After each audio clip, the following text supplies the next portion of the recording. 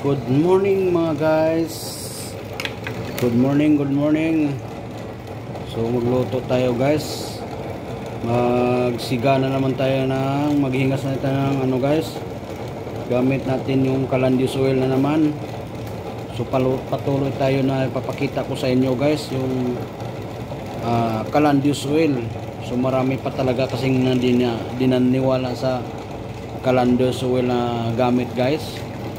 Na nakagawa ng apoy ang used oil ng mantika. So ngayon guys, ganun pa rin, pakita ko pa rin sa inyo. Wala tayong sawa na ipapakita sa inyo kasi marami talagang wala pang alam nito na ang used oil palang mantika na nakagawa ng nakalikha ng ano, pwede magsaing guys, pwede magpapalambot sa anong klaseng pwede saingin dito. So napakaganda pala ito. So the best talaga ito. So naniwala na ako guys na dahil ako ang mismong gumawa niyan. So yan, pinapainit na natin yung mantika na pinagprituhan, saka pwede paghaluin guys, na used oil ng motor, used oil ng jeep, used oil na kahit anong klaseng used oil guys, basta pwede dito, pwede panggatong dito sa ating calandius oil. So yan, napakaganda ng apoy, napakainit na yan. No, napakainit na ito. Sampay mo na yung ano doon. O yan guys. So magluto tayo ng adobo guys. Adobo guys. Yan. Adobo lutuin natin. Ayan.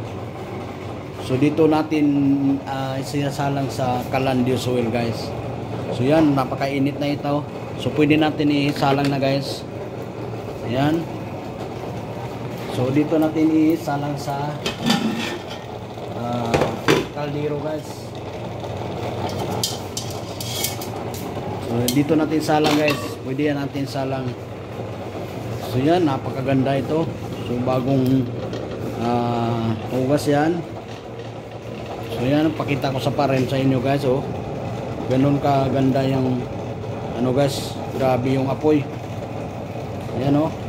So isalang natin, painitin muna natin bago isalin natin yung adobo guys. So hindi ko ginagamitan ng mantika guys, parang healthy ang adobo natin. So yan guys oh, napakaganda, no? Ganda ng apoy nyo guys, lalo naman maya maya guys, unti-unti na yan gumaganda na apoy. Ala LPG ang gamit nito, apoy. So kita nyo naman kung ganun ka ganda na may option na tayo na paano maubusan tayo ng gasol. Pwede natin gamitin ito guys. Yan. So hindi tayo magsawa sa ipapakita sa inyo guys sa buong mundo, sa buong bansa, sa ating bansa dito guys. Mayroon na tayong option na pwede magawa, na sinong gustong gumawa nitong pwede gumawa, marunong gumawa, kayang-kaya nyo ito guys. Ayan, blower pan yan guys. Blower pan, ito dadalo yan ng langis. Yan, pwede natin buksan natin yung daluyan ng langis. So patak-patak lang siya guys, patak-patak lang siya. Ayan, ganun lang siya pag ano ng used oil natin patungo dun sa chamber. May burner siya guys sa gitna, at ayan o, kita ko sa inyo yung nasa gitna guys, burner, sobrang init na. So ganun kaganda ang ating calandius oil guys. So ayan, so panoorin nyo guys. So init na siya. So pwede natin isalang.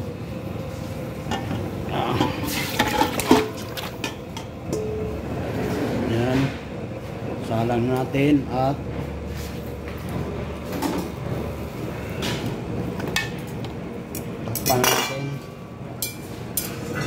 takpan natin yung adobo para kumulo siya. Yan. Kita nyo naman, napakaganda, tipid. So may sa ilang dekada na panahon guys, ngayon na ako nakagawa ako ng Calandios oil. So naniwala na ako yung Calandios oil nakakalikha ng pwede magsaing. So sa ngayon ng panahon na sa mahal ang gasol ngayon, mayroon na tayong opsyon na pwede magamit sa gamitin natin yung mga used oil na tinatapon lang natin guys. So yan o. So yan, patak-patak lang siya. Yan ang konsumo sa used oil guys. So patungo dun sa may chamber. So mag-isang taon na to mula nung ginawa ko. So the best na napakaganda gamitin talaga.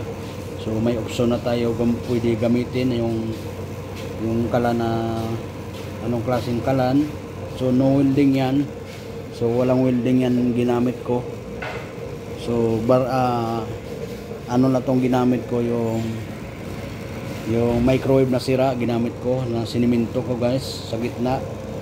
So nilagyan ko ng tubo sa gitna guys. Yung ano na yun, tsaka may burner sa gitna guys.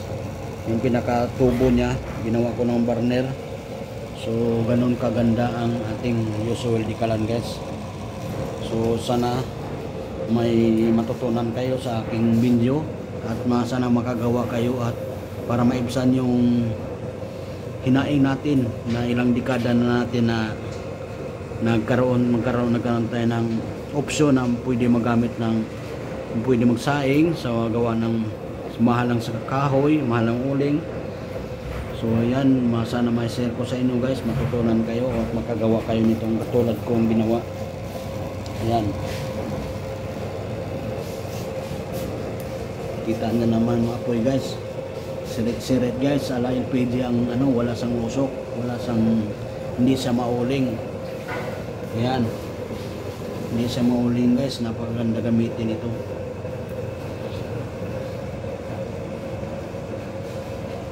So shout out po sa mga kasamahan kong mga vlogger dyan, mga magagaling na gumagawa na rin yung kalan sa na rin sa Lazada kay Boss Bakal vlogger at kay Boss Joseph Ligalag. Marami pang ibang mga vlogger na gumagawa ng kalan na patuloy na sinisiran nila sa mga kababayan. So isa na rin ako na nakagawa. So kaya pinapakita ko rin sa inyo, sinisir ko rin sa inyo na totoo talaga na napakadabis yung Calandios oil guys. So share ko rin sa inyo guys, sana may matutunan kayo na makagawa kayo ng tulad ko na ginawa ko. Sana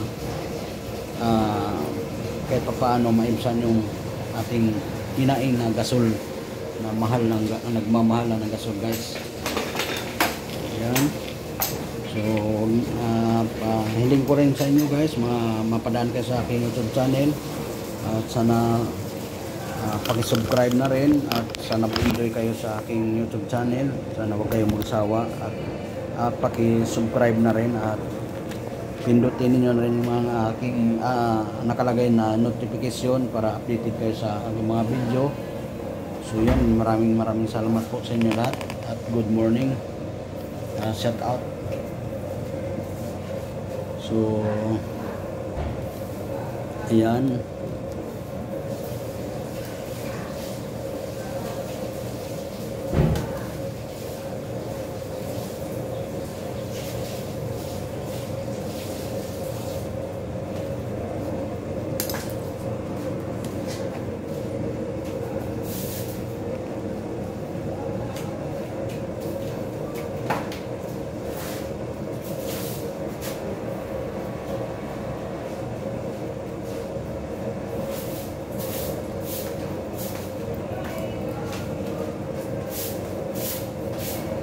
Lo, pulo na.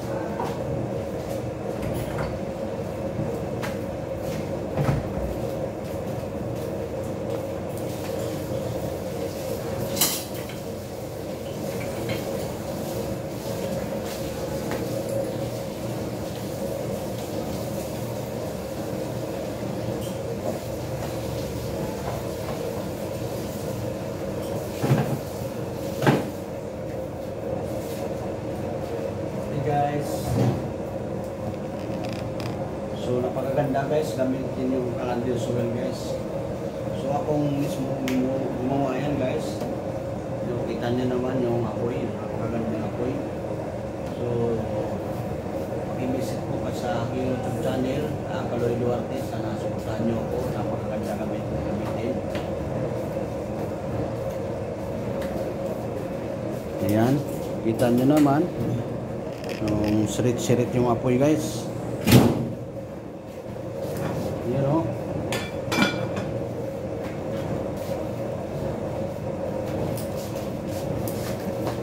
So mabilis lang ng kumulo yan. Ganun kaganda guys yung ano. Sana sinong mapapadadaan sa aking YouTube channel, sa mahilig kayo sa mapanood sa YouTube channel, mapadaan po kayo. Sana wag nyo namang kalimutan na subscribe na rin at pagpindot na rin yung katabi ng notification, subscribe at may nakalagay na notification para updated, para pakipindot na rin yung notification bell para updated po kayo sa aking iba-ibang mga video. So maraming salamat po sa inyo lahat at good morning. So ganun kaganda ang use oil di Kalan guys. So yan, kumukulo na guys, oh. Umusok na.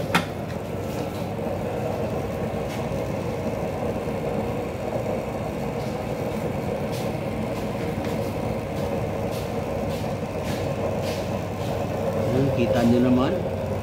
So hindi yan gasol. Use oil yan. So napakaganda gamitin guys. So yan, patuloy tayo na i-update ko kayo sa aking YouTube channel, aking ginawa na Calandil Oil. So napakadabis talaga ito. Microwave lang po ito ang gamit ko. No welding yan. So sana balang araw magkaroon ako ng welding. So wala pa akong welding ngayon. So yung ginagamit natin simento lang muna guys. So sana dasalan tayo na magkaroon tayo ng welding para parang lalo pang pagandahin pa natin yung ginawa na Calandil Oil. So maraming salamat po sa inyo lahat at muli mapasalamat po ako sa ating mga kababayan na Luzon, Visayas, Mindanao na sumusuporta sa akin YouTube channel at sa mga nag-subscribe at mga nag-share at mga mag-like at maraming salamat po sa inyo lahat. So good morning po sa inyo at araw ng Sabado ngayon. So yan, maraming salamat po.